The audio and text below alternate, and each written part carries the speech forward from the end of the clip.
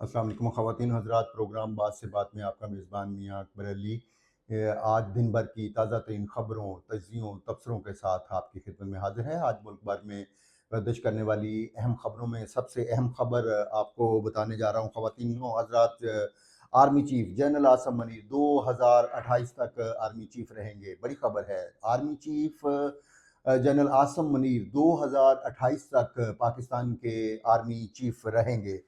Services chief की मुद्दत मुलाजमत में तोसी का फैसला पॉलिसियों में तसलसल के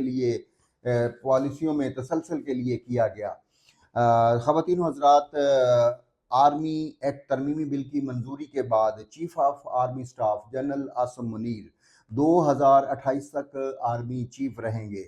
तरमीमी बिल मंजूर होने के बाद ख़ुसूसी गुफ्तगू करते हुए वफाकी वज़ीर दिफा ख्वाजा आसिफ ने हमसे बात करते हुए इस बात की तस्दीक की कि पहले कई आर्मी चीफ को तौसीह दी गई, जैसे सिविलियन हुकूमतों को पार्लियामेंट से तायद करवाना पड़ती थी, उनका बिल मंजूर करवाना पड़ता था। अब मुद्दत मुलाजमत तौसीह का बाप जो है वो ख़त्म कर दिया गया है, जो कि जमहूरी तरीके से किया गया है। आर्मी चीफ की मुद्दत के तयन से मुस्तकबिल में जमहूरी हुकूमतों को भी फ़ायदा होगा, ये कहना था ख्वाजा आसिफ का। और वज़ीर आज़म के मशीर बराए सियासी अमूर राना सनाउल्लाह ने कहा कि कानून साजी के बाद आर्मी चीफ की मुद्दत मुलाजमत को अगर बारीक बीनी से देखा जाए तो हमने बढ़ाई नहीं बल्कि कम की है, क्योंकि मैं भी जानता हूँ, आप भी जानते हैं कि यहाँ तो आर्मी चीफ 11-11 साल हुकूमत करते रहे, लेकिन हमने 5 साल तक महदूद कर दिया गया है। अब राना सना साहब, इस बात की क्या गारंटी है कि 5 साल के बाद अगला 5 साल नहीं होगा या फिर उससे आगे 5 साल नहीं होगा? बहरहाल आप कहते हैं, हम मान लेते हैं। उन्होंने कहा कि मौलाना फजल रहमान को अगर आर्मी चीफ के ओहदे की तौसीह पर एतराज़ है तो वो बिल ले आएँ असम्बली में, अगर उनके पास अक्सरियत है इसको ख़त्म करने के हवाले से, तो हमें कोई इस पर एतराज़ नहीं है। एक और अहम ख़बर ख़वातीन हज़रात, मैं आपसे शेयर करता चलूँ। बुशरा बीबी अदालत में आप दीदा हो गई, उनकी आंखों से आंसू जारी हो गए। कमरा अदालत में उन्होंने दर्द भरी आवाज़ से कहा कि जनाब जज साहब, मैं आइंदा आपकी अदालत में नहीं आऊँगी। आपकी इन नाइंसाफ़ियों की वजह से मैं इस अदालत के दरवाज़े पर दोबारा नहीं आऊँगी। बानी पीटीआई की अहलिया बुशरा बीबी कमरा अदालत में जो है शदीद आबदीदा हुई। उन्होंने कहा कि यहाँ नाइंसाफ़ियाँ होती हैं, यहाँ इंसाफ बिकता है, यहाँ इंसाफ नहीं होता। उन्होंने कहा कि 9 महीने से जज साहब, आप जिस इंसाफ की कुर्सी पर बैठे हैं, मैं उसके सामने एक मुल्ज़म के तौर पर पेश हो रही हूँ। नाइंसाफ़ियाँ इस कुर्सी पर बैठे शख्सियात की मसलसल देख रही हूँ। एडिशनल डिस्ट्रिक्ट एंड सेशन जज कोर्ट इस्लामाबाद ने मुख्तलिफ फौजदारी मुकदमात में मुलव्वस पीटीए के साबिक सरबराह और उनकी अहलिया बुशरा बीबी की ज़मानत की दरख्वास्त की समाअत कर रहे थे, जिसके दौरान ये डायलॉग जो है वो जज और बुशरा बीबी के दरमियान हुए। उनका कहना था कि इमरान खान की 6 दरख्वास्तें और उनके वकला को भी इस केस के अंदर शामिल किया जाए। अदालत ने सेंट्रल जेल अडयाला के सुपरिटेंडेंट को आइंदा समाअत पर वीडियो लिंक के ज़रिए इमरान खान को इस केस के अंदर शामिल करने के हवाले से कहा। इसी तरह ख़वातीनो हज़रात, उन्होंने कहा कि बुशरा बीबी और इमरान खान दोनों मुल्ज़मान की दरख्वास्तों पर मैं फ़ैसला एक ही साथ सुनाऊँगा। और इस समाअत के दौरान बुशरा बीबी ने एक बड़ा बयान दिया। उन्होंने कहा कि जनाब जज साहब, गो के मुझे आपसे इंसाफ की उम्मीद नहीं है, और मुझे अगर आप दोबारा जेल भेजना चाहते हैं तो मेरा बिस्तर भी और मेरा कंबल भी मेरे हमराह है। आपकी जो मर्ज़ी आए, आप इंसाफ की जितनी भी धज्जियाँ बखेरना चाहें आप बखेरें, मैं जेल जाने के लिए तैयार हूँ। ना मैं पहले जेल जाने से डरी हूँ और ना मैं अब डरती हूँ।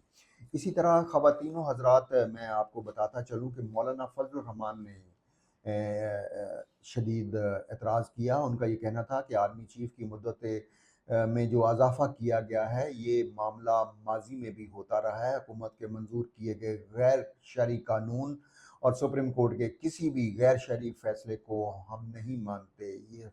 یہ کہنا تھا سربراہ جے یو آئی مولانا فضل الرحمان کا۔ انہوں نے کہا کہ حکومت کے منظور کیے گئے غیر شرعی قانون اور سپریم کورٹ کے کسی بھی غیر شرعی فیصلے کو نہیں مانیں گے۔ آرمی چیف کی مدت اور اس حوالے سے انہوں نے کہا کہ مدت کے حوالے سے تیار ہونے والے پی ٹی آئی کے جو اعتراضات انہوں نے کیے کہ انہوں نے کہا کہ ان شکوک و شبہات کو دور نہیں کیا گیا۔ ان کا یہ کہنا تھا کہ یہ جو بل ہے وہ ایک مضحکہ خیز اس کی وجہ سے صورتحال جو ہے وہ سامنے آئی ہے، جس کا فوری طور پر ازالہ ہونا جو ہے وہ بہت ضروری ہے۔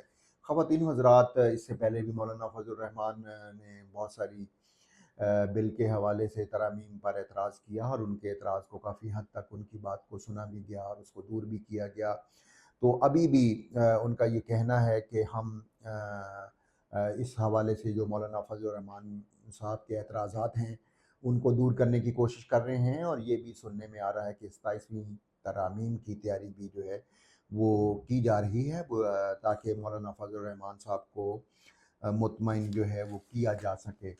تو اسی طرح خواتین و حضرات، میں آپ کو یہ بھی بتاتا چلوں کہ پاکستان میں شرح سود کو کم کر دیا گیا ہے، اور یہ اسٹیٹ بینک کی شرح سود میں 2.5% کمی کے بعد 15% ہو گئی ہے، جس سے اسٹاک مارکیٹ میں ایک نیا ریکارڈ قائم ہوا ہے اور کاروبار اور برآمدات کو فروغ ملے گا۔ یہ کہنا تھا وزیر اعظم پاکستان کا۔ انہوں نے کہا کہ 13 کھرب روپے کی بچت ہوگی، سود کے اخراجات کم ہو کر 8.5 ٹریلین روپے پر پہنچ گئے، زر مبادلہ کے ذخائر بڑھ جائیں گے۔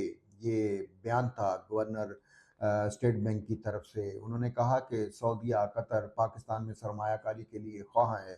قطر انویسٹمنٹ اتھارٹی کے چیئرمین جلد پاکستان میں آئیں گے اور پاکستانی وفد بھی جلد ریاض روانہ ہوگا۔